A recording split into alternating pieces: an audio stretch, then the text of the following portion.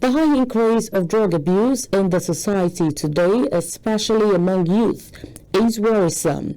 Therefore, calls have been made for concern of a shared responsibility of both the government and religious organizations.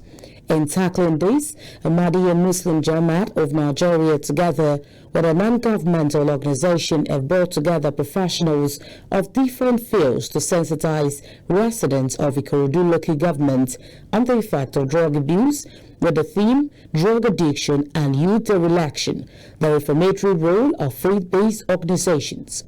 Speaking to journalists at the event, the guest lecturer had his view on what is expected of religious organizations in helping to curb the increasing rate of drug abuse in the society along the National Drug Law Enforcement Agency of Ikorodu. Religious organizations too should not just fold their arms, because the parents and the children are worshiping in their respective religious houses.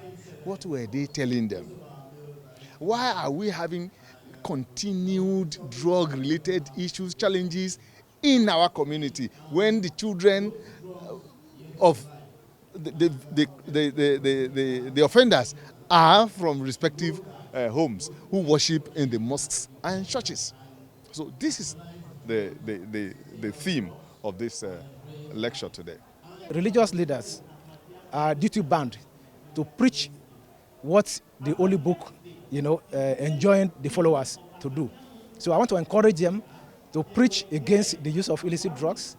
And another issue is to make sure that they de-emphasize the need for materialism. There are many problems about drug abuse, but the major thing is to tap it from the roots. Now, these drugs are produced by somebody. There are people that are producing this drug.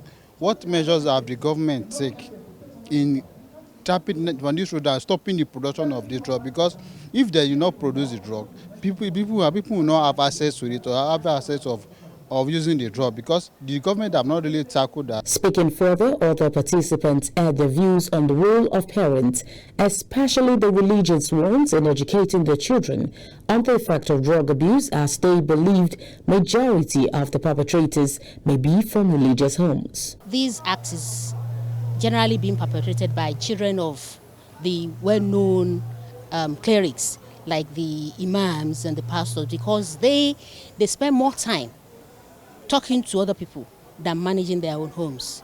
Look at the issue of what happened in Ogun State. Those 4 kids, they are from one imam's home.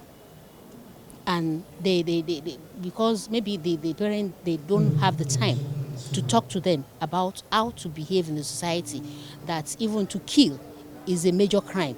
None of the religion supports that you should kill another person. Humanity should be the first thing on your mind. As religious people, or as people who follow a particular faith, we are often more religious than righteous.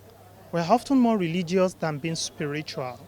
So we go to churches, we go to mosques, but the core teachings of our faith do not really reflect in our day-to-day living. So if we're able to actually train our children at the Sunday school, at the Arabic classes, we don't teach them the Arabic and the Christian things alone. We also tell them the reason why they should grow to be responsible citizens of the country in future. I think it will help us a lot, because everybody knows drug is bad. So we only need to bring it to the consciousness of our children, the consciousness of our youth, and we can do this at the religious level and also at our homes. Also, the chairman of the National Youth Council of Nigeria, Lagos State, gave his word of advice to the Nigerian youth to shun drug abuse. We all have a role to play to ensure that we curtail this menace from our parents, from the government, from the agencies, from youth organizations, even NGOs.